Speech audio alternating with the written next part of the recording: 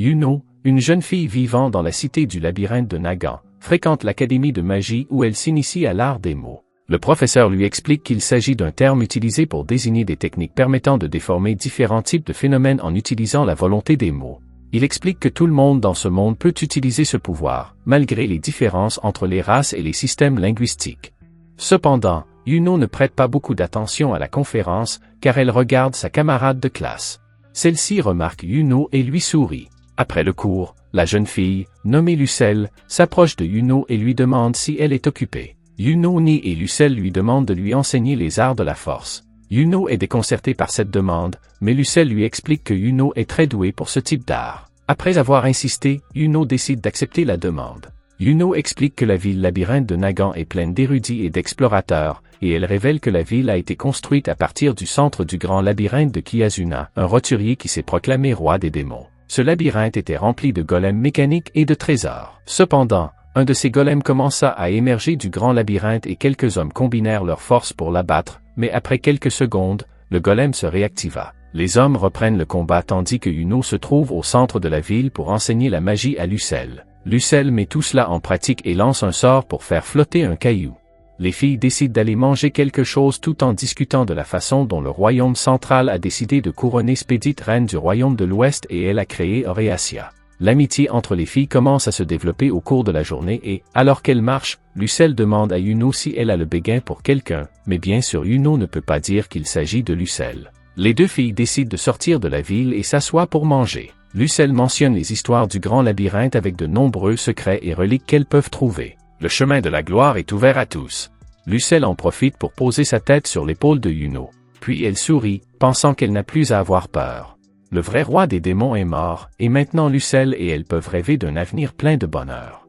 Lorsque les filles décident de retourner en ville, un énorme tremblement de terre se produit soudainement et Yuno voit le bâtiment s'effondrer sur les citoyens.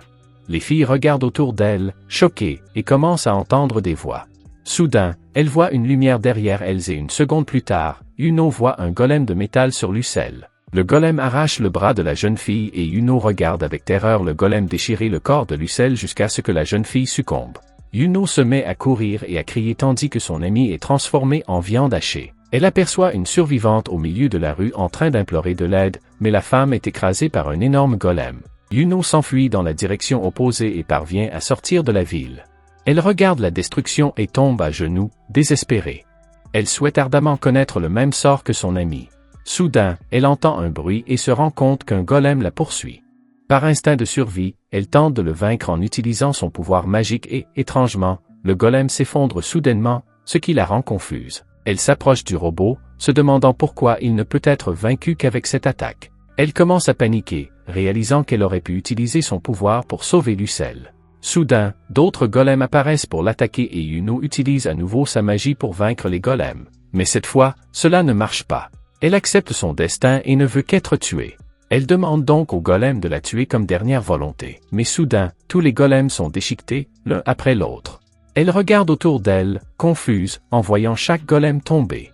C'est alors qu'un garçon nommé Sujiro apparaît à ses côtés et lui demande si elle veut mourir, mais elle est troublée par tout ce qui s'est passé. Personne ne pouvait couper l'armure d'un golem avec une simple épée, même usée. Sujiro la ramène à la réalité en lui posant la même question que précédemment. Elle panique et dit qu'elle ne sait pas si elle veut vivre ou non. Sujiro la traite de monstre, mais il pense que ce serait un gâchis qu'elle meure ici, car les choses deviennent amusantes pour les humains. Yuno est confuse, mais Sujiro s'éloigne en disant qu'une fois que tout le reste aura disparu, elle sera libre de faire ce qu'elle veut. Yuno demande s'il est un visiteur et Sujiro répond que tout le monde l'appelle ainsi. Le garçon continue de marcher et Yuno remarque que tous les golems des environs ont été vaincus par Sujiro. Ce dernier est impressionné par le fait que des machines existent aussi dans ce monde, mais les golems ne peuvent pas rivaliser avec son épée. Yuno est encore plus confuse lorsqu'il ramasse des feuilles et les mange, mais elle lui explique qu'elles sont empoisonnées et qu'il s'en rend compte au mauvais goût. Il lui demande si elle a de la nourriture sur elle, mais elle répond simplement qu'elle doit s'enfuir. Sujiro est troublé par les paroles de la jeune fille, mais il se contente de montrer un énorme golem. Elle lui demande s'il peut l'abattre d'un seul coup. Le golem est en fait le labyrinthe créé pour détruire le vrai roi démon. Yuno commence à paniquer, mais soudain Sujiro se glisse sous sa jupe et utilise son pied pour enfoncer son épée dans la poitrine d'un golem derrière elle, le tuant. Yuno ne comprend pas comment il peut utiliser ce genre de technique, mais Sujiro est plus intéressé par la nourriture et lui dit qu'il n'a pas encore pris son petit déjeuner. Elle lui répond qu'il a quelques rations, mais que le goût n'est pas des meilleurs. Il lui demande de lui en donner et appelle cela un échange. Cela la trouble et il répond qu'il abattra l'énorme golem dans le cadre de l'échange. Il révèle qu'il l'aurait fait de toute façon, mais que maintenant il le fera pour la nourriture. Sujiro analyse le golem qui déclenche ses instincts psychopathiques et pense que ce sera drôle. Yuno s'enquiert de la technique de Sujiro, de son origine et de son identité. Il répond simplement qu'il est le dernier Yaju sur Terre, c'est-à-dire l'école japonaise la plus ancienne et la plus réputée de l'art du sabre. Sujiro est appelé un visiteur parce qu'il vient d'un autre monde et que la seule façon pour lui d'être dans ce monde est que son pouvoir était trop fort pour son monde d'origine. Certains visiteurs apportent la prospérité, tandis que d'autres apportent le chaos et la destruction. Sujiro pose des questions sur les arts des mots, car il veut apprendre à les maîtriser, mais Yuno répond que les visiteurs ne peuvent pas utiliser ce genre de pouvoir et elle cite ce qu'on lui a appris à l'école. Le monde des visiteurs est basé sur les lois de la physique, ils ne peuvent donc utiliser que des mots comme son pour parler. Sujiro est d'abord confus, mais il se rend compte qu'il ne parle pas japonais là-bas. Elle poursuit en expliquant qu'il demande simplement que quelque chose se produise et que les visiteurs ne peuvent pas l'utiliser parce que leur cerveau est construit différemment. Sujiro décide d'abandonner cet argument car tout ce dont il a besoin, c'est de son épée. Yuno l'avertit qu'il va mourir, mais il s'en moque. Elle lui explique que personne ne le remerciera d'avoir tué l'énorme golem et qu'ils doivent s'échapper, mais il répond simplement que s'il meurt, ce sera une belle fin, même s'il pense que le golem n'est pas imbattable. Ces mots font palpiter le cœur de Yuno, qui se souvient de son ami. Elle regrette de l'avoir abandonné et dit qu'elle ne peut pas demander à Sujiro de se battre pour elle. Mais Sujiro ne se soucie pas d'elle, c'est parce que le golem l'observe et qu'il trouve cela amusant. Les deux monstres se regardent et Sujiro se jette sur l'énorme robot. Le garçon élimine les petits golems qui se tiennent devant lui dans un enchaînement rapide de coups, et chaque golem est transformé en ventre de métal. Yuno n'en revient pas de la rapidité du mystérieux garçon. L'énorme golem utilise son bras gauche pour le frapper, créant un énorme nuage de fumée, mais Sujiro saute avant que le coup n'arrive. Le golem active ses pièges et invoque d'autres petits golems, mais Sujiro ne recule pas, au contraire il saute pour attirer les golems et enfonce son épée dans l'énorme golem, puis tranche les petits golems et utilise leur corps pour se projeter dans les airs, parvenant à atteindre l'épaule de l'énorme golem. L'énorme golem balance son bras et projette Sujiro dans le ciel. Le golem ouvre sa poitrine et lance un énorme sort de feu qui détruit tout ce qui l'entoure. Yuno est incrédule et n'arrive pas à croire qu'un golem de cette taille puisse utiliser une magie aussi destructrice.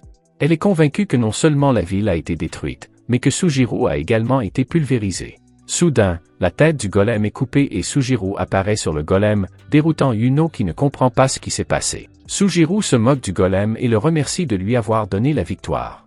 Le golem tente de l'attaquer à nouveau, mais Sujiro utilise sa plus puissante technique de contre-attaque pour couper le bras du golem, qui continue de voler grâce à l'élan et détruit l'épaule droite de l'énorme robot, où se trouve le noyau. Alors que le golem tombe lentement, Sujiro révèle que cette technique s'appelle un mutador. Après la défaite de l'énorme golem, tous les petits golems se désactivent. Yuno n'arrive pas à croire que Sujiro ait réussi à le tuer. Cependant, elle ne comprend pas pourquoi le grand labyrinthe s'est activé et elle pense que Sujiro l'a fait exprès parce qu'il voulait se battre. Sujiro déclare que c'était plus amusant que de découper un M1. Elle est confuse, mais il répond simplement qu'il s'agit d'un char d'assaut. Elle panique en se demandant comment il a fait, car personne ne pouvait tuer ses golems. Sujiro lui explique simplement tous les défauts du golem. Les jambes étaient trop proches du sol, la taille était trop lourde, la poitrine était pratiquement un lance-flamme et enfin, le golem utilisait son bras gauche pour attaquer en premier. Cela signifie seulement que le noyau se trouve sur le bras droit. Sujiro commence à s'éloigner, mais elle l'arrête pour lui donner des rations et il la remercie. Elle pense qu'elle déteste les gens forts, parce qu'elle pense que les gens forts ont rendu sa vie insignifiante. Elle se considère comme une faiblesse dans ce genre de situation et doit donc trouver un nouvel objectif pour vaincre Sujiro. Le garçon lui demande où elle devrait aller pour s'amuser, et Yuno répond qu'elle devrait aller à Oreasia parce que c'est le plus grand pays. Il y a des gens forts là-bas. Sujiro sourit comme un psychopathe et Yuno explique qu'Oreasia prépare quelque chose de grand, car il rassemble les héros les plus forts du monde. Sujiro est ravi et commence à marcher. Yuno pense qu'elle trouvera quelqu'un d'assez fort pour tuer Sujiro à Oreasia, car elle pense que tous les héros légendaires qui s'y trouvent devraient être assez forts pour le tuer et que la seule raison pour laquelle elle veut le voir mort est qu'il ne se soucie pas d'elle. Elle lui propose de lui montrer le chemin, car Oreasia ne le soupçonnera pas s'il a une érudite Nagan comme elle à ses côtés. Sujiro lui demande son nom, elle répond Yuno distant talon. Il s'agit du premier épisode de ce nouvel anime. Si vous voulez le nom, faites-le moi savoir dans les commentaires. Abonnez-vous et laissez un like. Merci d'avoir regardé.